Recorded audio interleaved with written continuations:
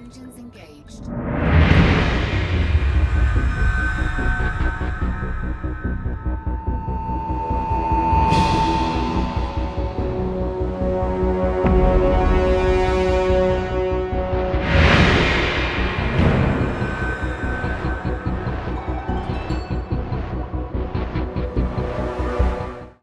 Hi guys and girls, I'm Obsidian Ant, and this is Elite Dangerous in VR. Here is where I take a look around the ships of the game using the Oculus Rift, and in this case I'm taking a look at the Python. Now, as you can no doubt see already, I'm actually standing here behind the pilot's seat. That's right, with the Oculus Rift you actually have the ability to get up and leave the pilot's seat. Now, that's not your avatar getting up.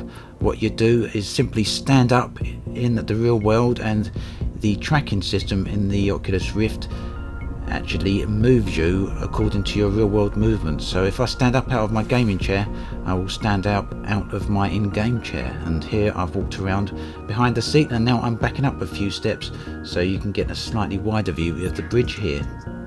Now, it's always difficult to convey the scale of things within VR, and the only way I can reliably do that is to give you a real world example. In the image above there you can see the bridge of a rather large boat or yacht, and that is effectively how large the bridge of the Python feels. The UI in front of me is probably about 10 foot away at this particular moment, and that sense of scale is immediately apparent when you're wearing the Oculus Rift. As I look around I can see the rest of the bridge, and it is quite a size. As you can see, we've got some steps going up to the back there, and that back door is probably coming on for being around about 30 feet away, so the bridge here is very large. The lighting also changes quite a lot depending on where you are. At the moment we're in a dark area, so the ship interior is completely lit up by the interior lights. As we move around, where the sun starts shining in, and that of course will light up the entire bridge, and I'll have a little look around in a minute to show you just what that looks like. But for now we can have a little look through the canopy here, and I'm going to try and approach the station again. So one thing you do notice when you're using VR is that the further you get away from the canopies, obviously they start to look smaller.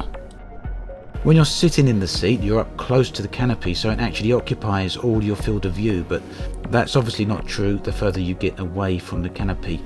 Now, the colours sometimes fade here a little bit. That's because I've gone slightly out the field of vision of the tracking camera of the Rift, and when it does that it loses positional tracking, so the colours just drop out to let me know that that's what's gone on.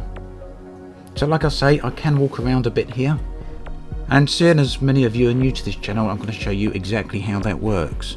So this is some old footage of me walking around my ASP. I had to set my PC up in a different room for that particular video so that I could place a camera far enough behind me to capture my movement. But as you can see, as I walk around, the in-game camera actually moves around according to my real-world movements, as I mentioned earlier in the video, and I'm now standing to the side of my pilot's seat.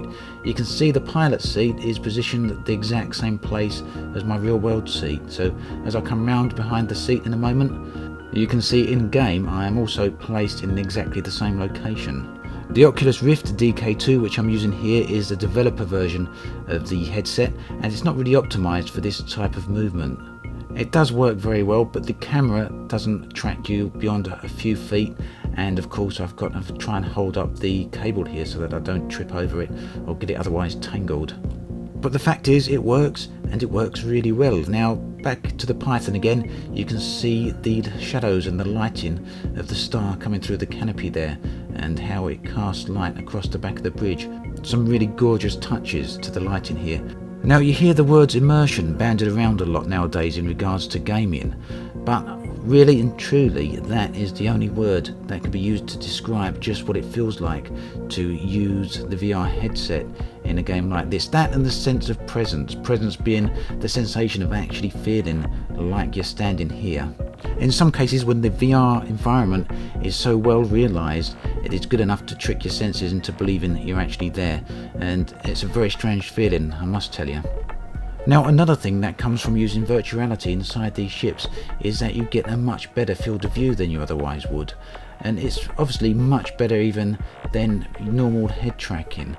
And the reason for that is because I can position myself in such a way that I can get a much better view out of the ship. For example, I can walk right up to the windows and then lean forward or lean sideways and look around the edges of the canopy to see what's behind or below my ship. Now obviously this doesn't really give you any advantage in combat, because you try flying your ship while you're standing up inside your room, leaning over and looking backwards, you're just not going to be able to do it. But what it does do is give an immense sense of perspective to the scale of the galaxy around you. These stations, for example, feel truly massive as we fly along the side of them, and it's just impossible to ignore how large they actually are. Another thing worth pointing out is that along with the sense of scale comes a great sense of distance, and as I come past the back of that station there, it was immediately apparent to me just how close I was to the actual station structure.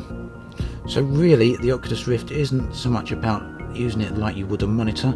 It's not even about a control system or acting like an input device. It's not even really about the use of head tracking, although of course that is a necessary component of VR. It literally is about getting you to feel like you're living within the environment you're actually meant to be occupying in the game. And it does that very, very well indeed. So as I come back round to the front of the station here, it really does loom before me. Imagine standing at the base of the Empire State Building or any other large building around the world and looking up. You really do get that same sense of feeling dwarfed. Now here I'm crouching down a little bit to try and get a better view out of the canopy, whilst at the same time standing behind, or quite a way behind, the pilot seats.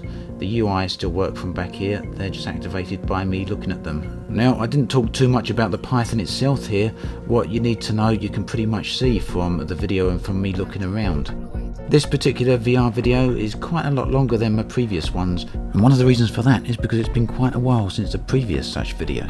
So for those of you that haven't seen one before, I wanted to essentially allow this video to serve as an introduction to VR and the Oculus Rift. And I'll show you what the bridge looks like when we're actually lit up by these station lights here. You can see it looks very different to what it did when we were outside. Now if you do find these VR videos interesting, I've got a whole collection of them. I will link the playlist to them in the video description. I tell you what, as I stand up here, that bar feels very close for comfort. Anyway, as I was saying, overall the videos are usually a fair bit shorter than this one. They're just to get a general feel of what the ship feels like in VR. Of course, I appreciate that video can't really truly convey what the feeling is like, but along with a little bit of explanation, I think we can get some way toward giving you an idea of that. Anyway, as always, thanks for watching, and I'll catch you guys and girls next time.